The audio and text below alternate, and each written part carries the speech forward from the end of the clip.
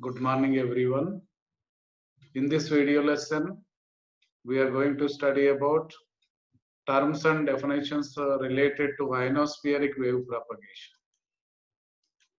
The various objectives of this lesson are the students will be able to know about the terms and definitions related to ionospheric propagation, virtual height, critical frequency, maximum usable frequency, and skip distance.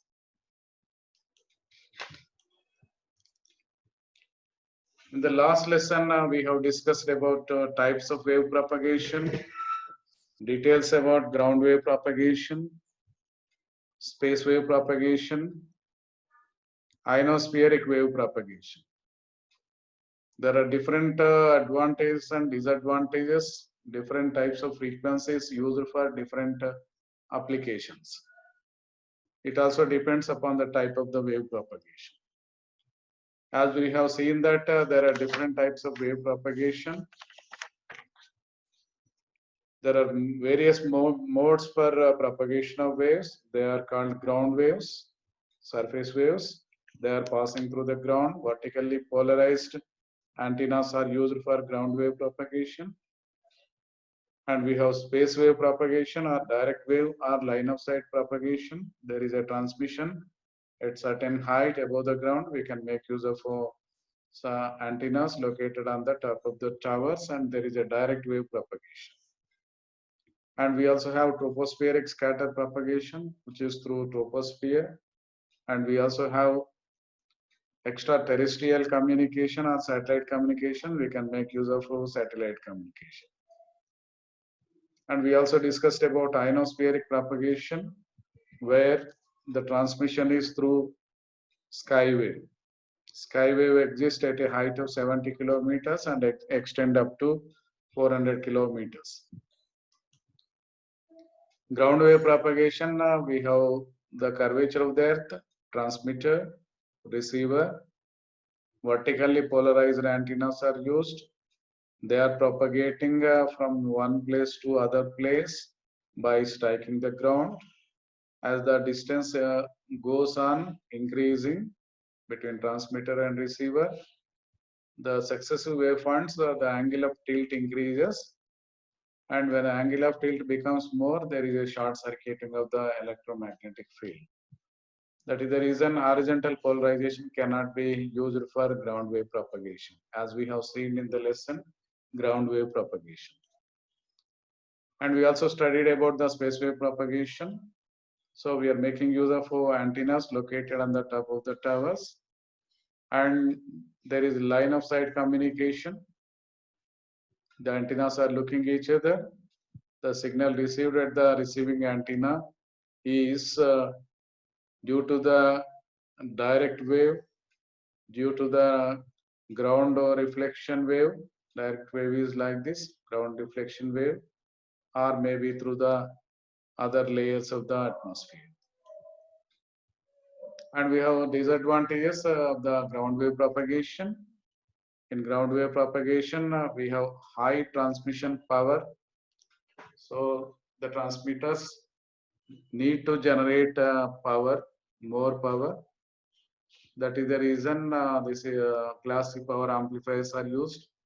Generation of high power levels is very difficult. We need to provide cooling arrangements, and moreover, the circuit becomes bulky. Due to that, ground wave propagation is limited to the radio broadcasting, AM radio broadcasting.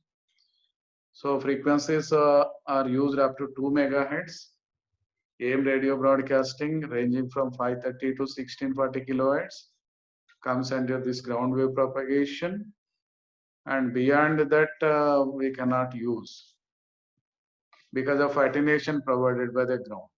So for frequencies above 2 megahertz, the attenuation is provided by the ground. So since the frequency of operation is low compared with the other frequency of operations for other types of modes of propagation, they require large antennas. So ground wave gets attenuated. They are very nearer to the ground. These waves get attenuated. Attenuation increases with frequency. That is the reason we have certain limitations of ground waves. So it is used for some specific applications. And we also studied about the ionosphere. The upper part of the Earth's atmosphere absorbs large quantity of radiant energy from the sun. This radiant energy not only heats the atmosphere but also produces some ionization in the form of electrons, positive and negative ions. The part of the upper atmosphere where ionization is appreciable is called ionosphere.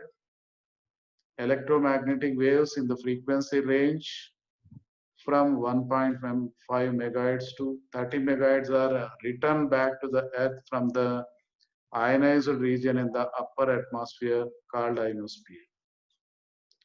So this type of propagation is termed as ionospheric propagation or skywave propagation. In the last class, we have discussed in detail about the ionospheric propagation. Since skywave propagation is suitable for short waves, it is often referred to as the short wave propagation also.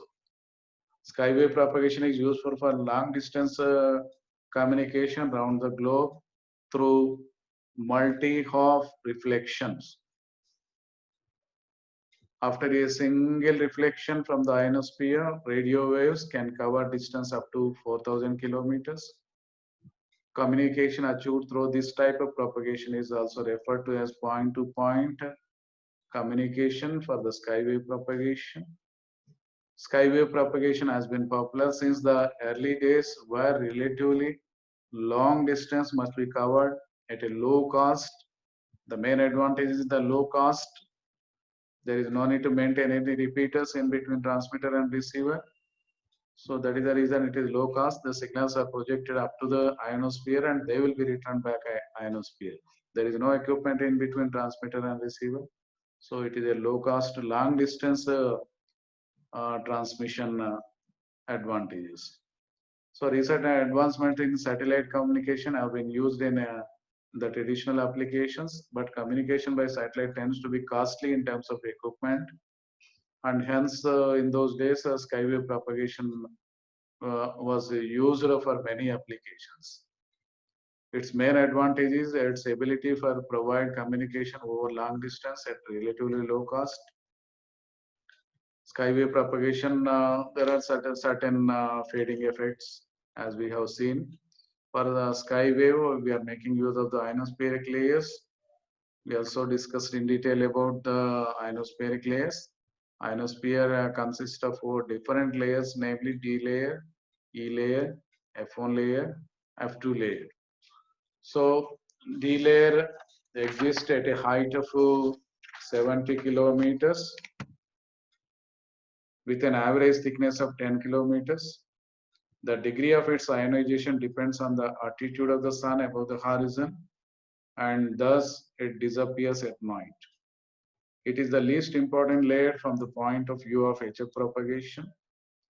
It reflects some very low frequency and low frequency waves and absorbs medium frequency and high frequency waves to a certain extent.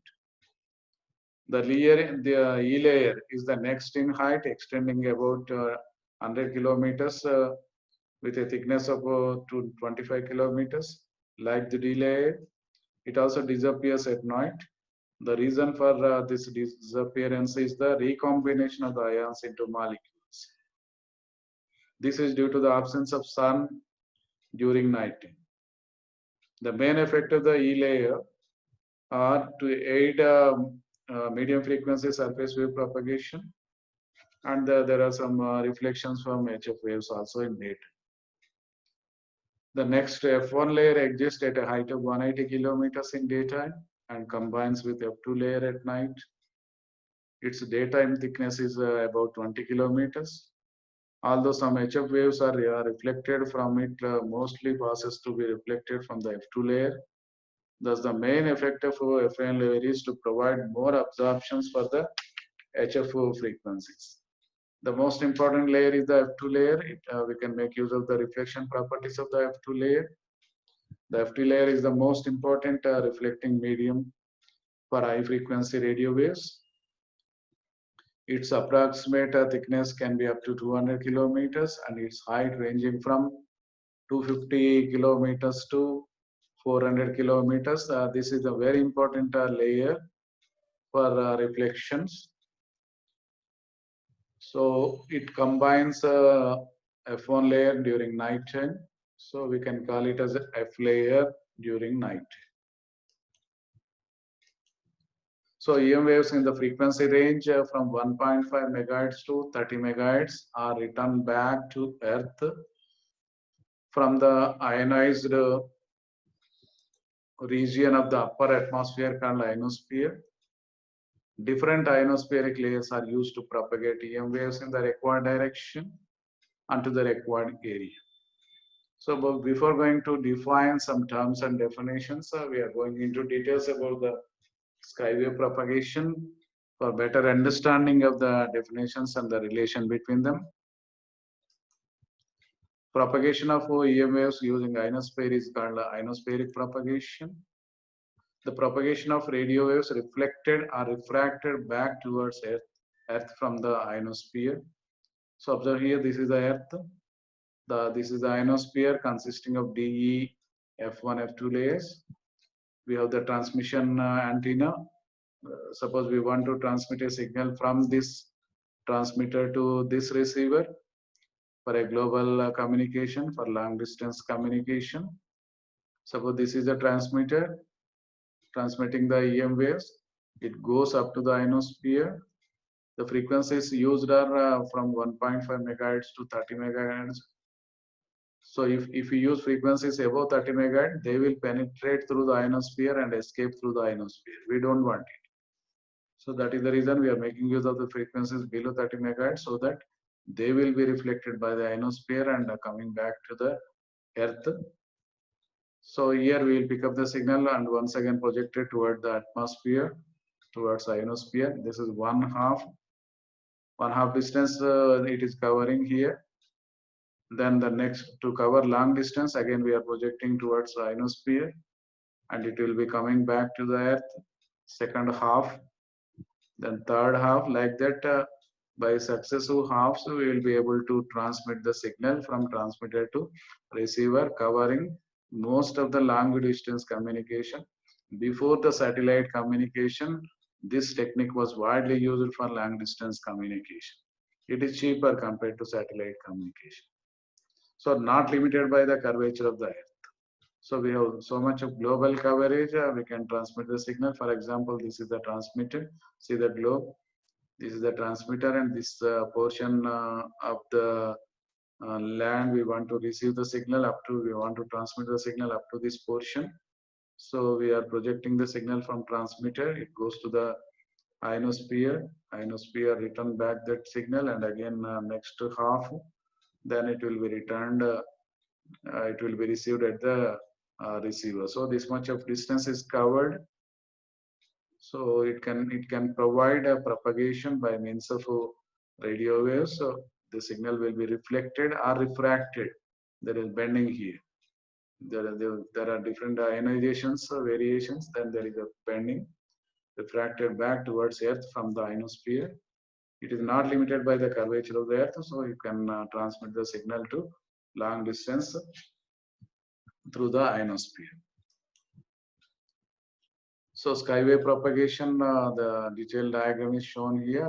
We have ionospheric layers extending from 70 kilometers to 400 kilometers. This is the transmitter, transmitting antenna, projecting the signal towards skywave. So here there is a refraction, bending is taking place because of the ionization in the ionospheric layer. The ionization electron density in the atmosphere, that is ionosphere, depends upon the number of electrons present. The number of electrons or ions present depends upon the seasonal variations. It also depends upon the day and night variations also. So because of it, there are irregularities in the ionosphere. Instead of reflected, perfect reflection, there will be a refraction. The refraction of the sky wave will be received at the receiving antenna. So this much coverage It is not possible with the ground wave propagation, because ground wave, it is limited by the curvature of the earth, and there are so many obstructions along the route here. So if there are tall hill mountains, there are diffraction effects, interference effects. So we can make use of a sky wave, so that there are no disturbances here compared to the ground wave propagation. Further, we can transmit the signal up to 30 megahertz. So we can provide more number of channels for long distance communication applications. Now we'll define about the terms and definitions related to ionosphere. There are different terms and definitions: critical frequency, skip distance, virtual height, maximum usable frequency. So we are going to define about the ionosphere terms and definitions related to ionospheric propagation. First, let us define what is critical frequency. So critical frequency for a given layer is the highest frequency that will be returned down to the earth by that layer after having beamed straight up at it. The meaning of it is defined as the highest frequency that would be reflected back for vertical incidence. Angle of incidence is 90 degrees. Vertical incidence, it will be reflected back for vertical incidence. So we are projecting the EM wave towards the ionosphere. Then the ionosphere layer reflect the signals. How much is the highest frequency that we can project from the transmitter, such that that will be returned down to the earth. So critical frequency is always related to the highest frequency that would be reflected back for vertical incidence. So when the wave is projected straight up toward the ionosphere. So we have the formula to calculate the critical frequency. It is also defined as the highest frequency that would be reflected back for vertical incidence. The meaning of vertical incidence is the angle of incidence is 90 degrees. Critical frequency is given by the formula. There is a formula for calculation of critical frequency. 9 root n maximum. Fc is the critical frequency. 9 square root of n maximum. So what is n maximum here? It is the maximum ionization density of that particular layer. So for example, we have F1 layer. How many number of electrons are there per meter cube? So critical frequency is depending upon how many number of electrons are there per meter cube. That is the maximum ionization density. So maximum ionization density is nothing but the number of ions or electrons that are there per meter cube on a particular layer. So critical frequency for that particular layer, we can say it is equal to 9 root n maximum. So when n maximum is higher, we have more critical frequency, so that we can transmit more frequency for the sky wave propagation. And we have the refractive index given by the formula n or eta sin theta I by sin theta r, where theta is the angle of incidence and theta r is the angle of reflection. So the refractive index is given as the ratio of sine of angle of incidence by sine of angle of refraction or reflection, where refractive index can also be calculated using the formula square root of 1 minus 81 n by f square. N is the ionization density, number of electrons per meter cube, and f is the frequency of operation. And critical frequency, these two are equal. They are related to the same term. So Sin theta I by sin theta R equal to square root of 1 minus 81n by f square. And for vertical incidence, we are defining. That means vertically means what with respect to vertical. When the angle of incidence becomes 0, in this case, the angle of incidence becomes 0 and theta is 0 degrees. With respect to vertical, angle of incidence is 0. For vertical incidence means the incident angle is 90 degrees with respect to horizontal. When we compare with respect to vertical axis, it is 0 degrees. So it is 0 degrees. So if I put sine 0 here, sin theta is 0, sin 0 is 1 by sin theta r, and n is replaced by n maximum. Then f is replaced by fc, critical frequency for maximum ionization density for an angle of incidence equal to 0. This is 0 degrees. Sin 0, 0, 0 equal to square root of this. N is replaced by n maximum, f is replaced by critical frequency. So using this formula, we can get 1 minus 81 n maximum by fc square is 0. 81 n max by fc square equal to 1. Bring this this side. Then fc square equal to 81 n maximum. fc equal to square root of 81 n maximum. Square root of 81 is 9 root n maximum. So critical frequency is a function of maximum ionization density.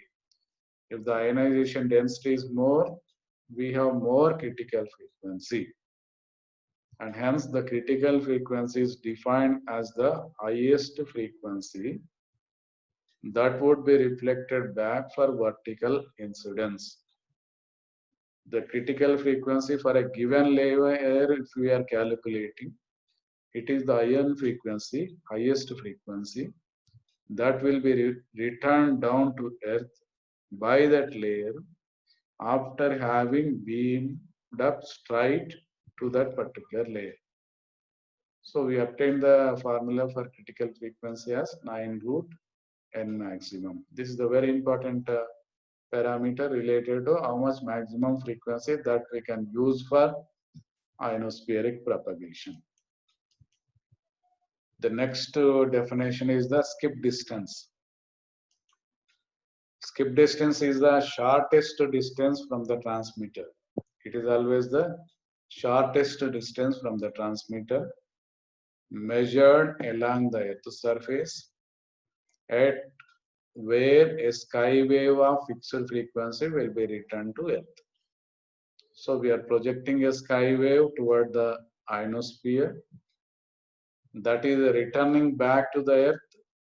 The distance from the projection back to the return point, if we take the shortest path, that we call it as the skip distance.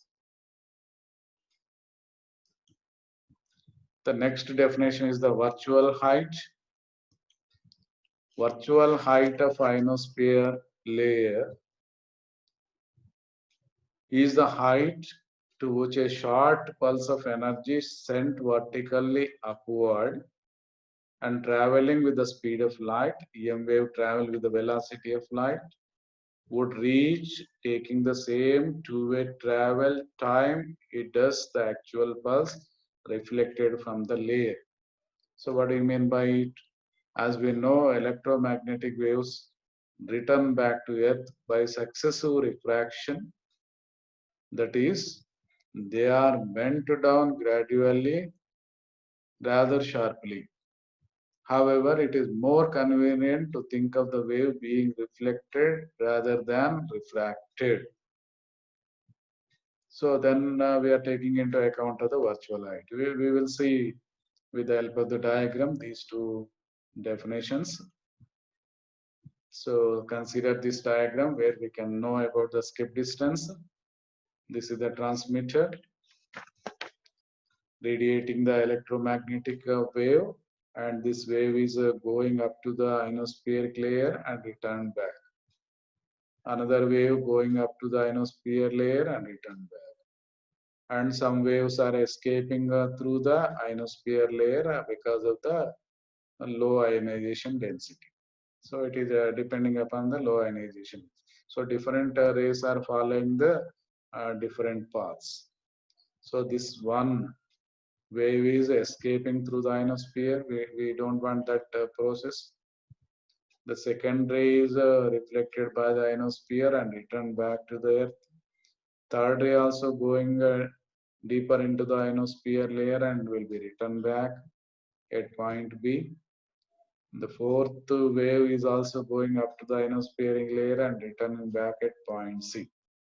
This last one we are not interested. We are always considering A, B, C. The signal is available at A.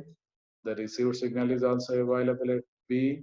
It is also available at C. But as far as skip distance definition is concerned, it is always the shortest path from transmitter to this wave.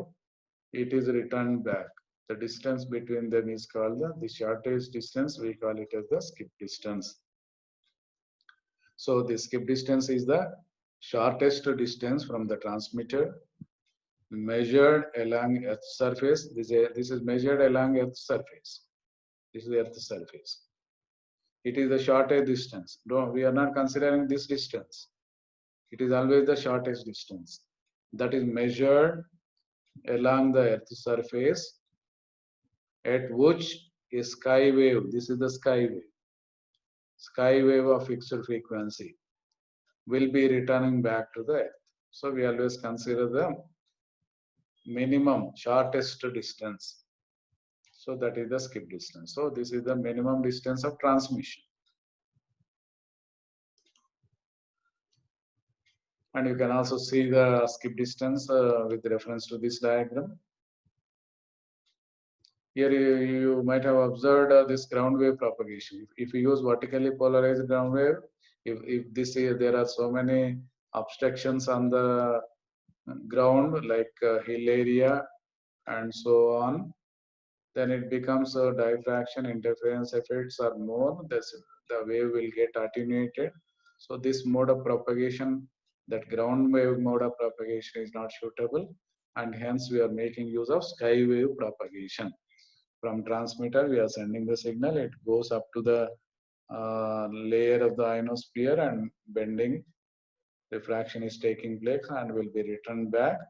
And if this return signal is for short distance, we call it as the skip distance. It may also go up to the next layer and will be returned back. Some other rays also will be coming back. So we always consider the shortest distance. Skip distance is the shortest distance from transmitter. It is measured along the Earth's surface at which a sky wave of fixed frequency will be returned to Earth. Now we will see about the virtual height definition. As we have seen, virtual height, it is always the electromagnetic waves are returned back to the Earth by successive refraction. See here, we are projecting the signal from here, transmitter. It is going up to the ionosphere layer and will be refracted by the layers of the ionosphere and will be returning back. This is the actual height. This is the actual height followed by this EM wave. This is the point of refraction. Point of refraction starting, bending is starting. The maximum bending here and will be returned back. So this height is called actual height. Whereas we are considering the virtual height. Virtual height is the assumption such that this wave is projected straight like this. And there will be a reflection. When this wave is projected up to the layer and will be returned back at the distant end. So this height we call it as virtual height. So virtual height is always higher than the Actual height. Actual height is the height that is available for the wave, actual wave returning back from the ionosphere. Whereas if it is projected straight and will be reflected from the layer, that height we call it as the virtual height. And this is the skip distance if it is the minimum shortest distance. Now we can observe these two concepts here. Virtual height, skip distance, actual heights are shown in this diagram. This is transmitter radiating the electromagnetic wave. Some waves are going like this and escaping through the layers of the ionosphere. This is the ionosphere. As we have seen that ionosphere exists at a height of 70 kilometers up to 400 kilometers. Some rays are penetrating to it and escaping. And this is a bending, but there is escaping of this wave. This is another wave going toward the layers of the ionosphere, and then refractions are taking place because of the ionization density changes here, and it will be returned back to the earth. And then we have another ray. It is going up to the ionosphere layer and return back. And another ray going up to the ionosphere layer and return back. This is another ray going to the ionosphere layer and return back. For skip distance, we are always considering the shortest distance.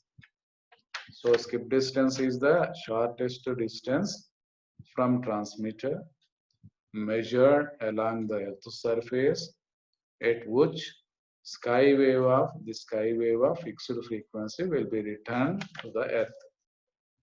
Now virtual height. When we come to virtual height, this wave is projected here. When this wave is projected up to the straight where the reflection takes place, actually the wave is following this refraction. For this particular refracted signal, let me calculate the virtual height. Project this refracted signal straight, and there will be a reflection, complete reflection taking place. This height corresponds to the virtual height, and this is the actual height.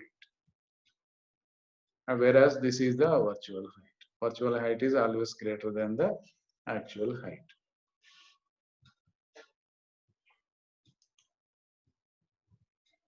So on a globe it is shown. This is the transmitter, receiver. Signal is going up to the layers of the ionosphere.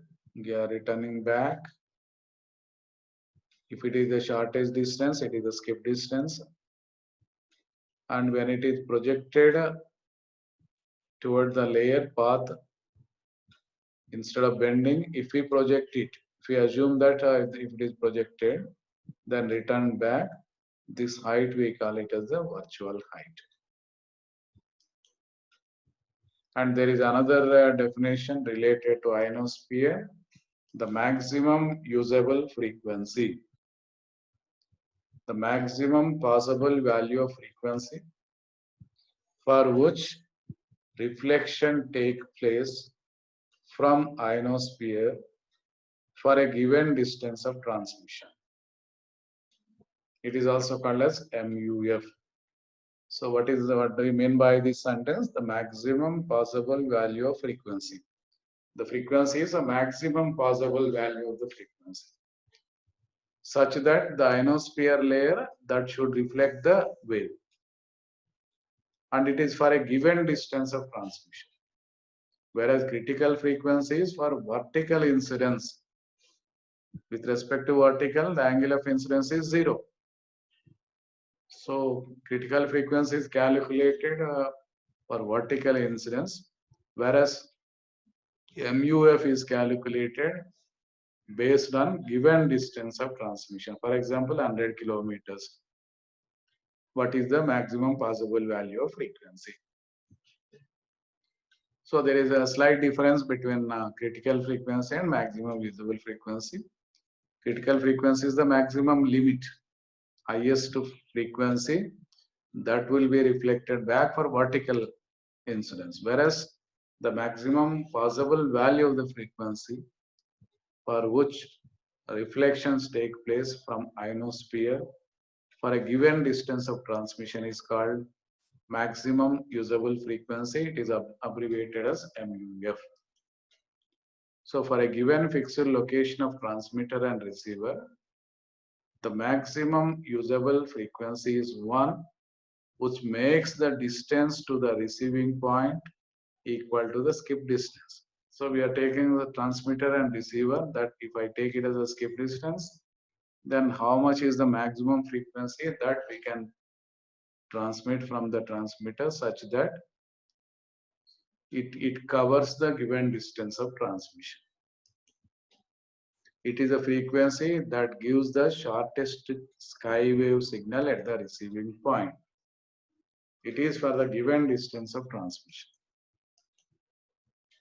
Now we see the relation between maximum usable frequency and critical frequency, and it is given by using the law called secant law. Secant law provides us the relation between maximum usable frequency and critical frequency, between MUF and FC. So we have the formula MUF equal to FC into secant theta I. It is called secant law, where theta is the angle of incidence. Depending upon the angle of incidence, secant theta I changes. As theta I is different, secant theta is also different. FC into secant theta is also different. So MUF, we can calculate MUF based upon this formula.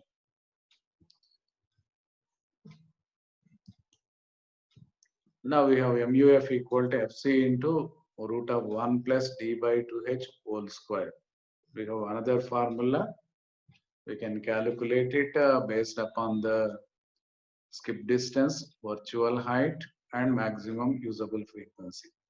And this formula is for critical frequency and MUF, and this formula is for MUF, skip distance, and virtual height, and also critical frequency. So MUF equal to FC into root of 1 plus d by 2h whole square, where d is called the skip distance, h is called virtual height, FC is the critical frequency,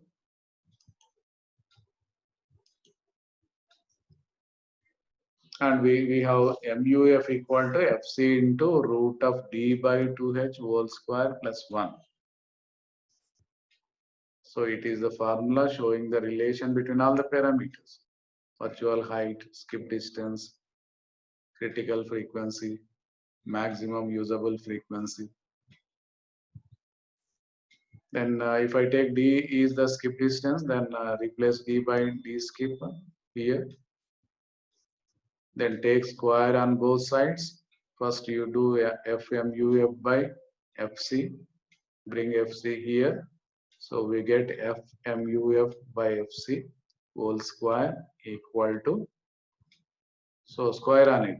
After bringing back here, square on it. So when you do square on it, then I get square root is cancelled, 1 plus d skip by 2h whole square. Now bring this 1 right side, this minus 1 comes here. Then d by 2h whole square becomes this quantity minus 1. Then take square root, then we are getting skip distance equal to 2h into square root of MUF by critical frequency square minus 1. So when FC, D and H are given, we can calculate MUF, or when H, MUF and critical frequency are given, we can calculate the skip distance. Uses of ionospheric propagation. Ionospheric propagation is used to extend the telephony up to limited geographical area, for ship communication, because we cannot lay the towers or we cannot provide any medium between them. So for ship or aircraft communication, we can use ionospheric propagation. In amateur radio, in shortwave broadcasting, this ionospheric propagation is particularly used. And let us summarize what we have studied in this lesson.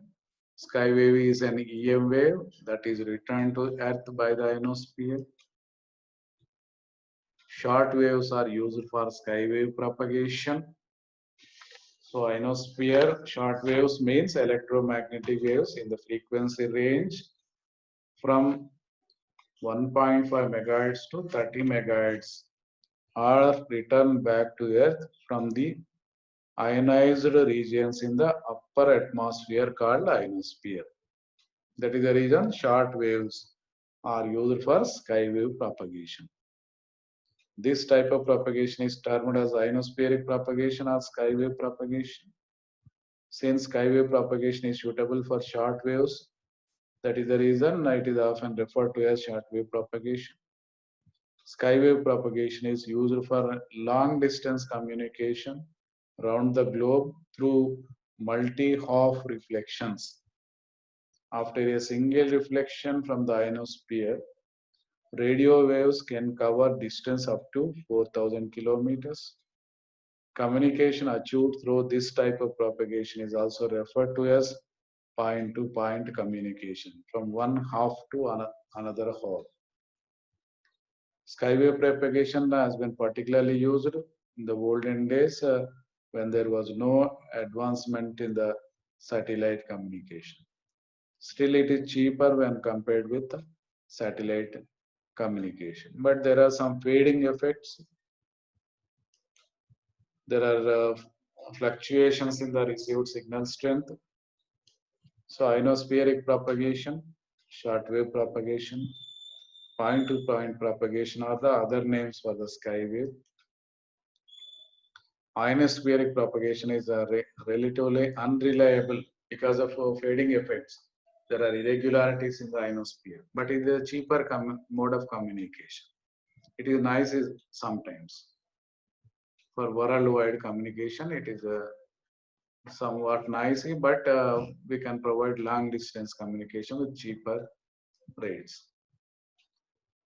Critical frequency, skip distance, virtual height, maximum usable frequency characterize the ionospheric propagation. So these are the terms related to ionospheric propagation. Critical frequency, skip distance, virtual height, and maximum usable frequency. So critical frequency is defined as the highest frequency that would be reflected back for vertical incidence.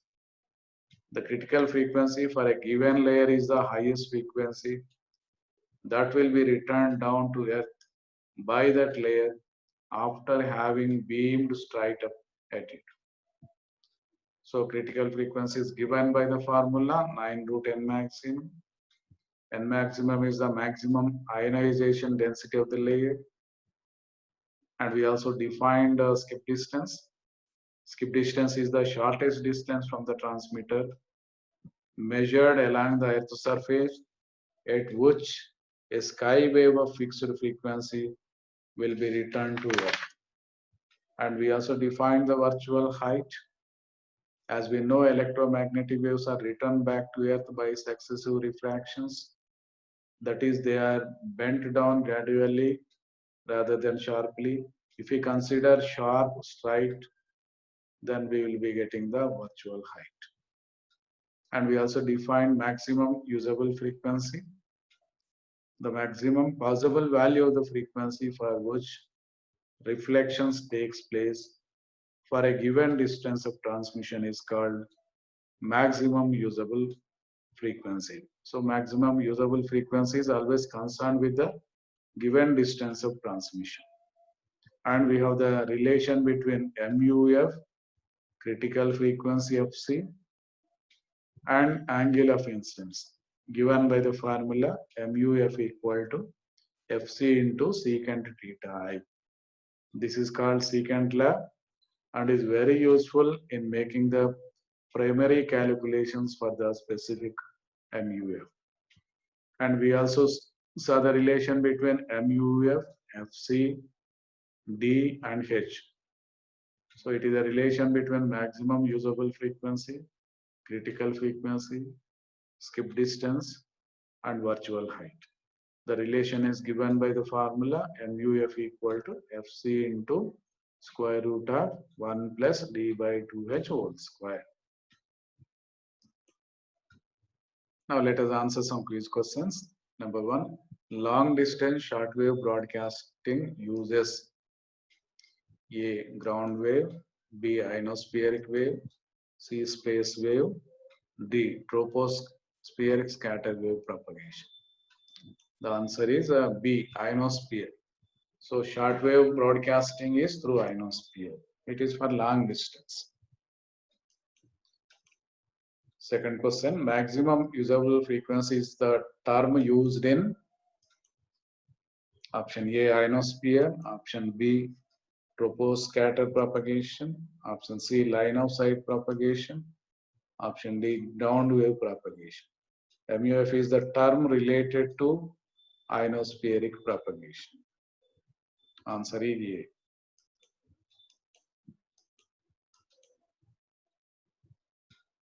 Next question. Ground wave propagation occurs at frequency below HF, in HF, above HF, none. Ground wave propagation is also always below HF. Option A. Up to 2 megahertz, we are making use of ground. Sky wave propagation occurs at frequency. The option is in HF range. Sky wave frequency is up to 30 megahertz. We are making use of. So it is in HF range. Space wave propagation occurs at frequency above HF. VHF, UHF makes use of space wave communication. Next question, secant law relates MUF and skip distance, MUF and critical frequency, MUF and virtual height, MUF and optimum usable frequency. The option is MUF and critical frequency. Secant law is given by the formula MUF equal to FC into secant theta I. So it is a relation showing between MUF and critical frequency. It also depends on the angle of incidence. Next question, the other names for skywave propagation: ionospheric propagation, shortwave propagation, point-to-point propagation, all of them. The choice is all of them. These are the frequently asked questions. Number 1, explain ionospheric wave propagation. Define the following terms related to skywave propagation: critical frequency, maximum usable frequency, skip distance, virtual height.